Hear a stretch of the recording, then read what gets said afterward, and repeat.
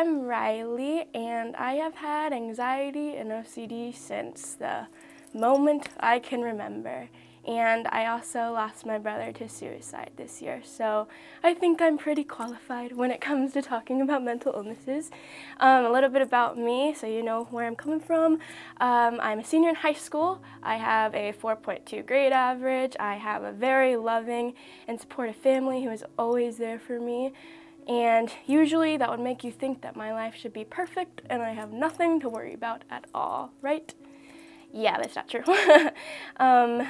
Every single day I woke up as a kid, I would feel this pain in my stomach, this dread every single morning I woke up, this pain in my chest like I couldn't breathe. And it was terrifying. I was so scared to leave the house every day, which should be the most exciting thing a kid should feel, but I never had that. And it hurt a lot, and it was a lot of pain, and I didn't know what was wrong with me and what was happening. No one really did. And, you know, it took me a long time to realize what helped in those moments and what didn't help.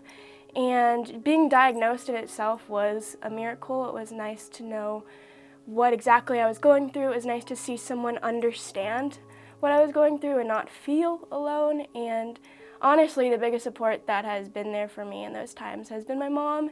She has always been there for me. I know that I can call her up or go to her room and she'll just sit there with me or hold my hand and talk me through it, whatever I need. And it's without any judgment at all. It's a judgment-free zone with her. It's nice to just have that support. And I wasn't diagnosed for 5 years. 5 really agonizing years of going through all this pain.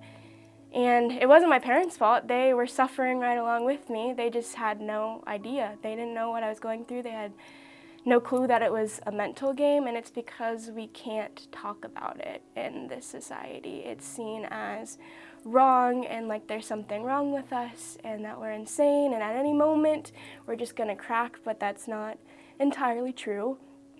We're still people and our brains just work differently sometimes, which is totally okay, and I think it's so cool too that they do.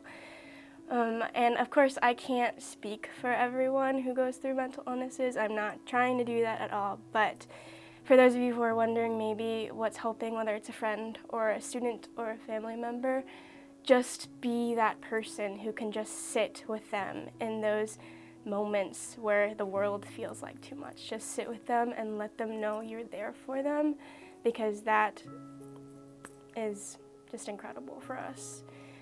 And I know some of you are teachers and faculty and staff, and you're like, what do I do? This is such a problem right now. So many kids are suffering. I'm gonna be completely honest with you.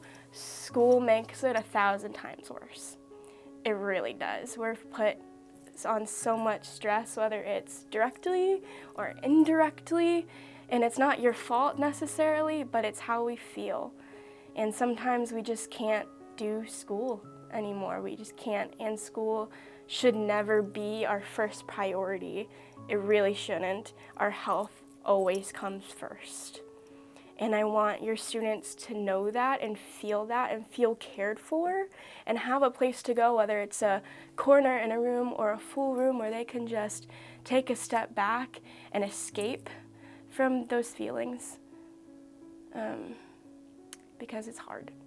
It's really hard. And I just said a lot of things, I know I did, but if there is one thing that you can take away from this, it's that we're really hurting, we're really struggling, and no matter how much you want to, you can't take away this pain we're feeling, which is hard to understand, and it's going to take a while to understand that, but you can't. But what you can do is you can listen to us. You can hear our stories and hear our pain and hear our frustrations, and you can share them. You can share them so that no one ever has to feel alone and feel like something is wrong with them, so that they can go and get help as soon as possible, so that they don't make those choices that my brother did, because no one deserves to ever go through that. They don't deserve to feel alone. And I want you kids who are going through that, who feel alone, who don't understand, just to feel like this is a safe place and that you are heard and you are seen. I see you and I feel you. I know exactly what you're going through. And don't be afraid to talk to someone about it, because you matter. Your feelings matter, always.